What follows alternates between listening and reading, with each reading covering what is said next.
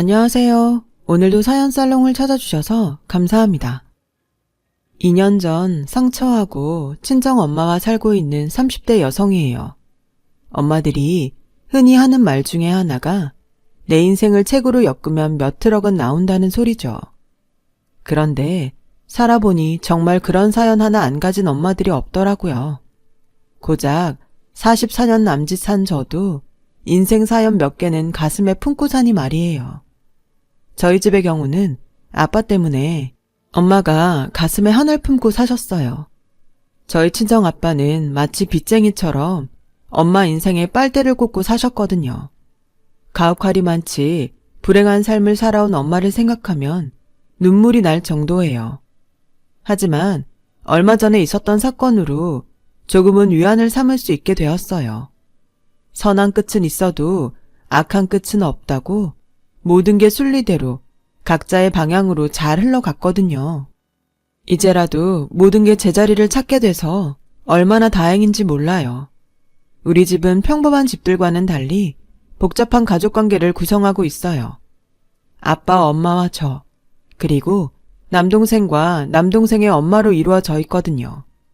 남동생의 엄마는 소위 말하는 첩이었어요. 요즘 같은 세상에 첩을 두고 사는 것도 기가 막힐 노릇인데 더군다나 한 집에 본처와 첩을 두고 살다니 어이없는 일이었죠. 우리 가정이 이렇게 비정상적인 형태로 변한 건 제가 7살이 되던 해부터였어요. 아빠는 늘 바쁘다는 핑계로 자주 외박을 하곤 했었는데 그날은 웬일인지 대낮에 집에 오셨더라고요.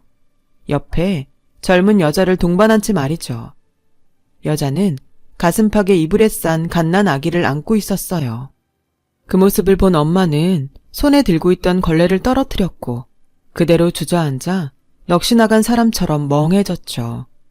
아빠는 그런 엄마를 향해 말했어요. 오늘부터 이 사람이 안방을 쓸 거니까 방 정리 좀 해. 그리고 수정이 너 와서 인사해라. 오늘부터 우리 집에서 같이 살게 된 작은 엄마다. 여긴 네 남동생이고 작은 엄마 말씀 잘 들어야 돼. 어린 나이였지만 아빠 옆에 서 있는 여자가 내 작은 엄마가 아니라는 건 잘 알고 있었어요. 진짜 작은 엄마는 작은 아빠와 함께 미국에 살고 계셨으니까요. 그래서 이 아줌마는 작은 엄마가 아니야. 작은 엄마는 미국에 있는걸? 그랬더니 아빠가 버럭 화를 내시며 아빠가 그렇다면 그런 거야. 조그만 게 어디서 말대꾸야. 당신 애 교육을 어떻게 시켰길래 애가 이 모양이야. 아들도 하나 못 낳는 주제에 자식 교육도 이 모양이니 널 어디다 써먹냐. 이러니 집구석에 들어오기 싫지. 먹긴 놈이 성낸다고 아빠는 오히려 엄마한테 책임을 전가하며 당당하게 굴었어요.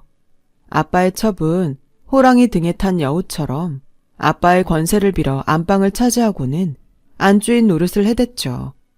어린 제가 봐도 화가 났지만 엄마는 아무런 말도 하지 않았어요. 그때는 몰랐는데 엄마한테는 그렇게 할 수밖에 없는 이유가 있었더라고요. 그건 바로 친정 때문이었죠.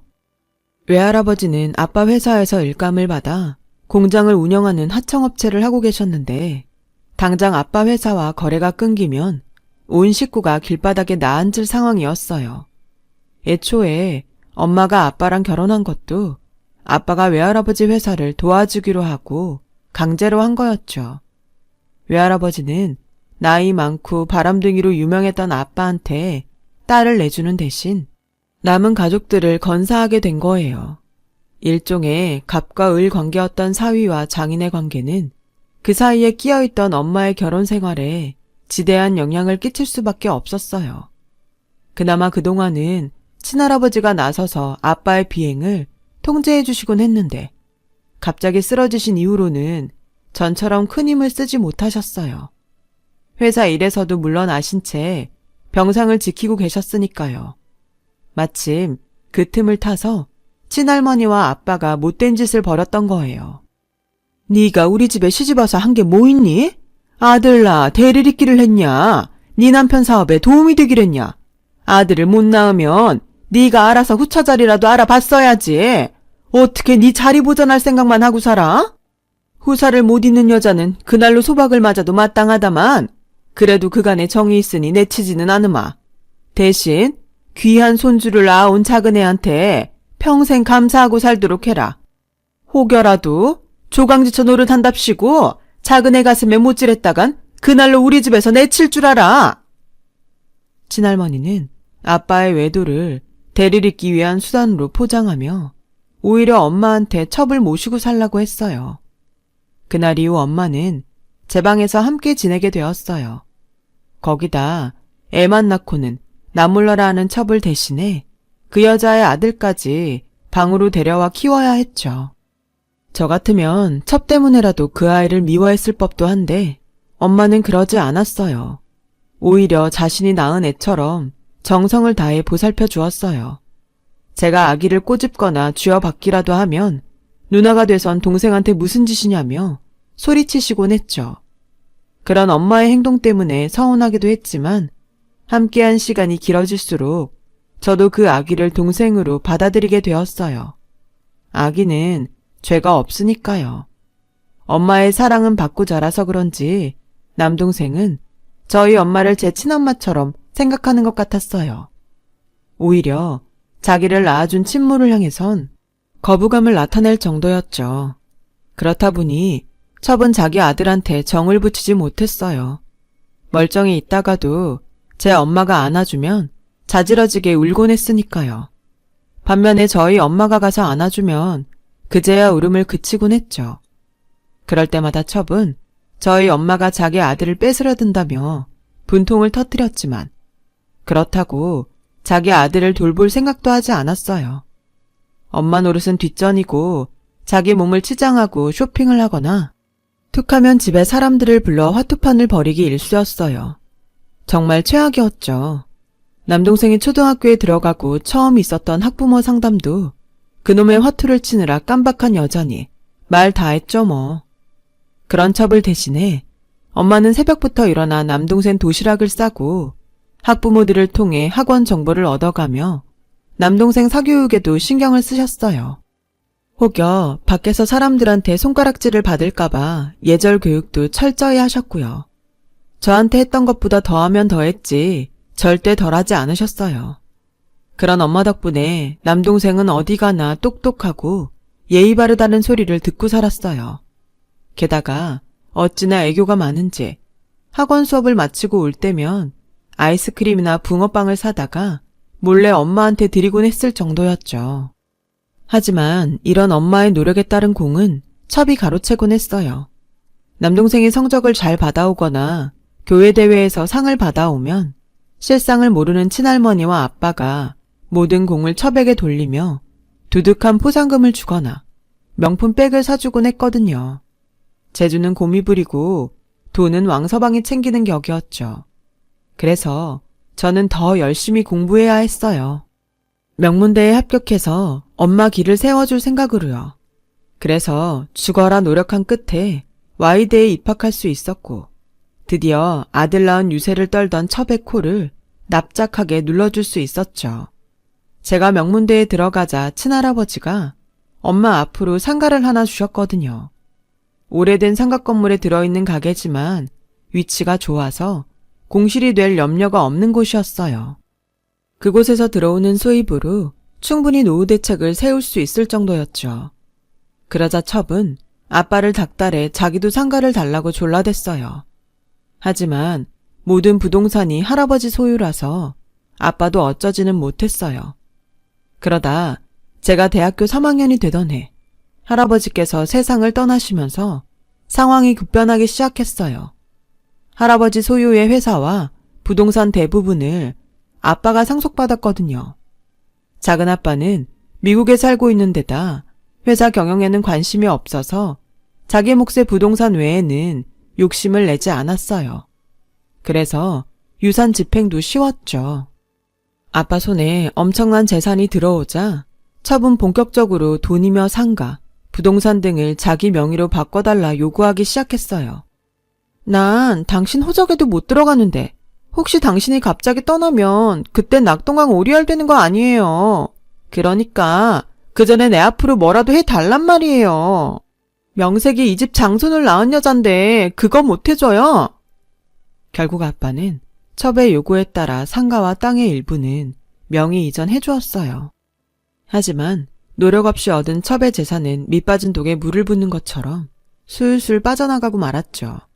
거기다 아빠의 무능함까지 한몫해서 회사도 예전만 못하게 되었어요. 그러자 아빠는 외할아버지 공장과 거래를 끊고 첩이 소개한 새 업체와 계약 체결을 하겠다고 하더군요. 그 바람에 외할아버지 공장은 당장 문을 닫을 위기에 처하게 되었죠. 보다 못한 엄마가 나서서 아빠한테 울면서 부탁을 했어요. 저요, 이날이 때까지 당신이 밖에서 무슨 짓을 하든 눈 감고 입 닫고 살았어요.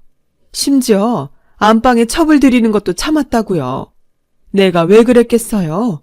그게 다 친정 때문이었다고요. 결혼할 때 당신이 그랬잖아요. 다른 건 몰라도 내 친정만큼은 끝까지 보살펴 주겠다고요. 저 믿었어요. 그런데 어떻게 이럴 수가 있어요? 당신한테 돈을 달라는 것도 아니고 어차피 하청 줄 거 우리 친정에 달라는 것뿐인데 그게 그렇게 힘든 일인가요? 말해봐요, 여보. 엄마의 말에 아빠는 살짝 미안한 기색을 보였어요.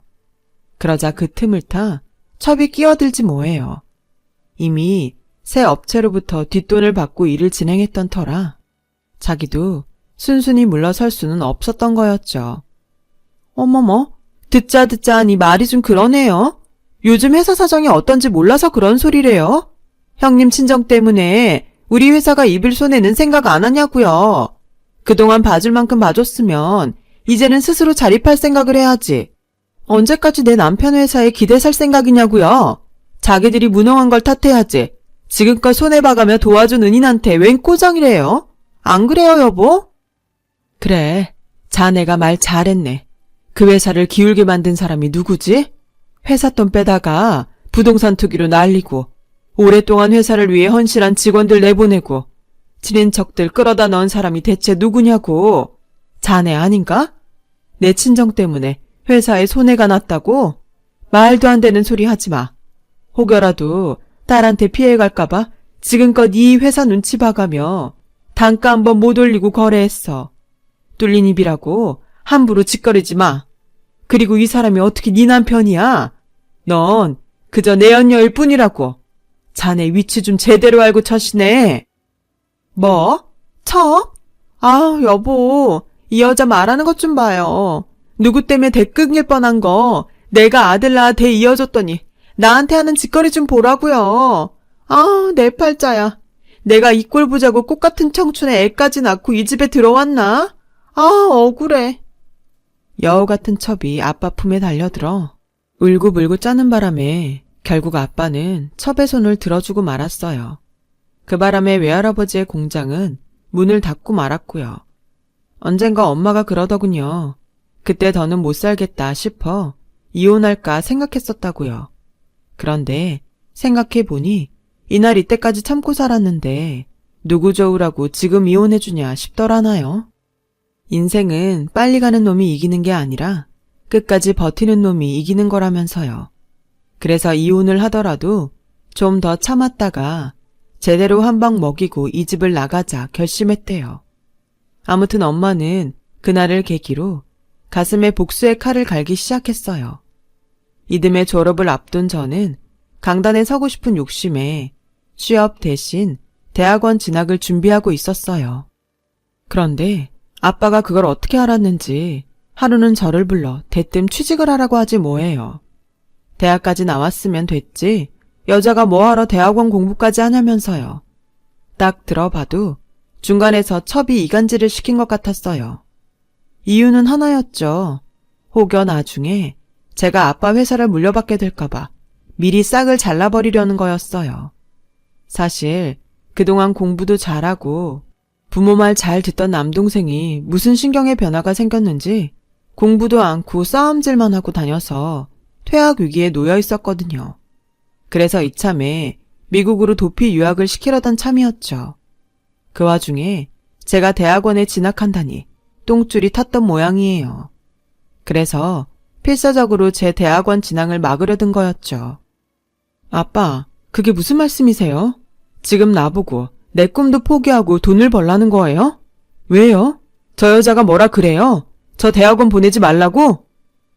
저는 문 밖에서 엿듣고 있는 첩한테 들으라는 듯 소리쳤어요. 자기 아들 인생 꼬였다고 남의 딸 인생까지 회복 놓고 싶은 모양인가 본데 꿈 깨라고 하세요. 그렇게 아들 걱정할 거면 집에 사람 불러 화투장이나 치지 말고 자기 아들이나 잘 보살피라고요. 명품백 고르러 다닐 생각 말고 재민이한테 신경이나 쓰라고요. 재민이 인생 망친 건 저 여자니까.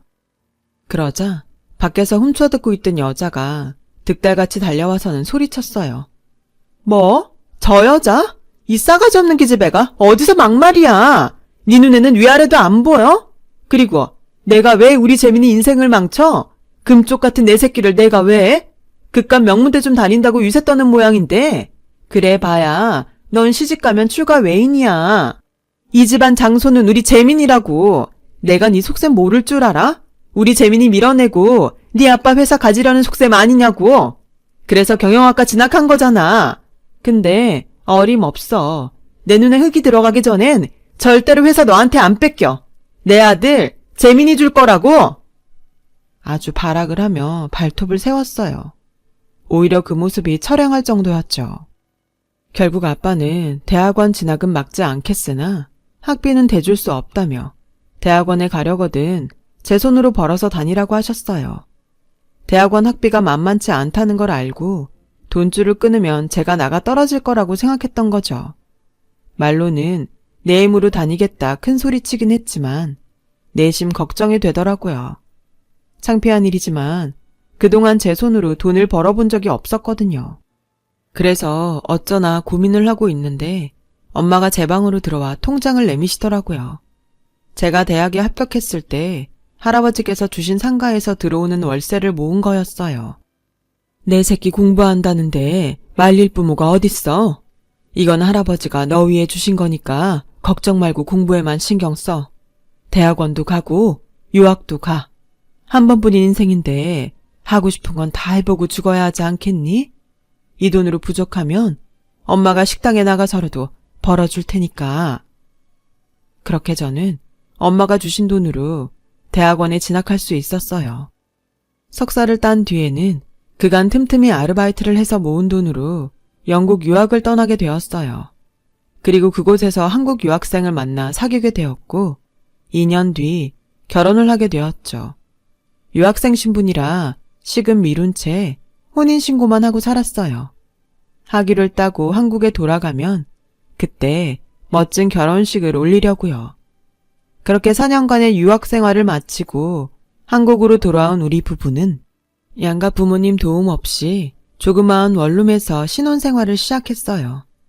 남편은 귀국 전에 취직이 돼서 대기업 연구소에서 일을 하게 되었고 저는 몇 군데 대학에 시간 강사로 나가게 돼서 생활은 어렵진 않았어요. 그러는 와중에 그동안 미뤘던 결혼식 날짜가 다가왔어요. 강의를 마치고 지하철을 타고 집으로 향하는 중이었어요. 남편한테 문자가 왔더라고요. 결혼식 앞두고 친구들과 만나 술자리를 갖는다는 내용이었죠. 일찍 들어오라는 단문을 하고는 꾸벅꾸벅 졸고 있었는데 낯선 번호로 전화가 온 거예요. 남편 친구였어요. 남편이 사고로 크게 다쳤다며 빨리 병원으로 와달라더군요. 그 길로 지하철에서 내려 택시를 타고 병원까지 가는데 다리가 사시나무 떨리듯 떨리더라고요. 도착해보니 남편은 응급수술에 들어간 상태였고 5시간이 넘는 수술 끝에 결국 세상을 떠나고 말았어요. 결혼식을 불과 3일 앞둔 시점이었죠. 졸지에 남편을 잃고 미망인이 된 저는 한동안 넋을 놓고 살았어요. 가까스로 나가던 강의를 끝내고는 다음 학기부터는 강의를 맡지 않았어요. 아무것도 못하겠더라고요. 먹는 것도 귀찮고 책도 눈에 들어오지 않았어요. 집에 가득한 남편의 물건들을 볼 때마다 당장이라도 현관문을 열고 남편이 들어올 것만 같아서 미치겠더라고요. 이런 저를 본 엄마는 집을 정리하고 저를 본가로 데리고 들어가셨어요. 곁에 두고 보살피시겠다고요. 그렇게 저는 다시 본가로 들어가 살게 되었어요. 미국으로 도피 유학을 떠났다가 돌아온 남동생은 떨어져 지낸 시간이 길어서 그런가 서먹서먹 하더라고요. 어릴 땐 그렇게 착하고 예쁘던 녀석이 완전 개날라리가 돼 있었어요. 지 엄마처럼 아빠 돈 믿고 빤빤히 놀며 돈 쓰는 재미로 살고 있었죠. 그런 녀석을 회사 전무자리에 앉혀놨으니 회사가 제대로 돌아갈 리가 없었죠. 회사라곤 껍데기와 남은 상태로 당장 망해도 이상하지 않을 정도였어요. 그런데도 첩은 정신을 못 차리고 여전히 화투와 명품을 사들이는데 미쳐있더라고요.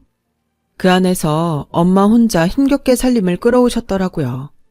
그 모습을 보니 그동안 엄마한테 신경을 못 쓰고 살았던 게 너무 죄송했어요. 그래서 차라리 엄마를 모시고 집에서 나가자 싶더라고요.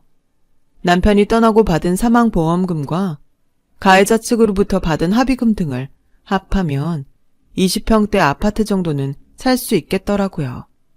생활비야 상가 월세도 있고 제가 버는 걸로도 가능했거든요. 그런데 그 얘기를 들은 첩이 난리를 치는 거예요. 당장 지 아들은 신혼집 하나도 해줄 돈이 없어서 혼사도 못 치르고 있는데 그런 목돈이 있으면서 입 닫고 있었냐면서요. 명색이 누난데 동생 결혼하는데 도움을 못 줄 망정 저 혼자 잘살궁리를 하는 거니? 너 이기적인 거 진작부터 알았다만 정말 너무한다. 됐고 재민이 신혼집 마련해야 하니까 일단 그 돈 좀 쓰자. 요즘 회사 사정이 좀 그래서 그런데 다시 정상화되면 그때 갚아줄게.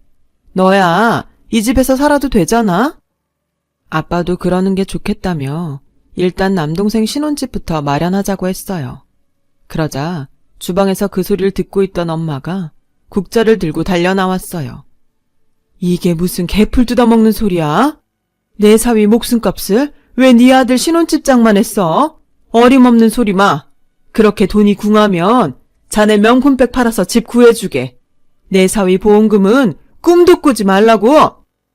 어머, 형님, 우리 재민이가 내 자식만 되나요? 이 집 장손이에요. 장손이 잘 돼야 집안이 서는 거 아닌가요? 솔직히 그 돈이 수정이가 벌어서 생긴 돈도 아니고 지 남편 목숨값인데 지 편하자고 쓰면 진들 속이 편하겠어요. 그럴 바엔 하나뿐인 남동생 위해 쓰는 게 낫죠.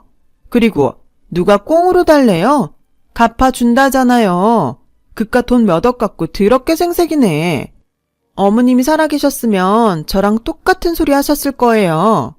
하긴 아들 하나 못 낳은 형님이 이런 마음을 알까? 그때였죠. 엄마가 손에 들고 있던 국자로 첩을 때리기 시작했어요. 그래 이년아, 내가 아들 못 낳은 죄로 이날 이때까지 네 꼴을 참고 살았다. 그런데 이제는 못하겠다. 재민이 불쌍해서 입 다물고 살려고 했는데 내 사위 목숨값까지 탐내는 인연을 보니까 그러기 싫어졌어. 장손이라고?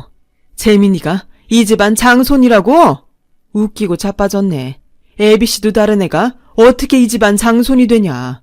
재민이가 정말 내 남편 자식이라면 내가 이 자리에서 혀깨 물고 죽는다. 엄한 놈 씹에다가 멍청한 저 인간 등쳐먹고 산 주제에 어디서 끝까지 오리발을 내밀어.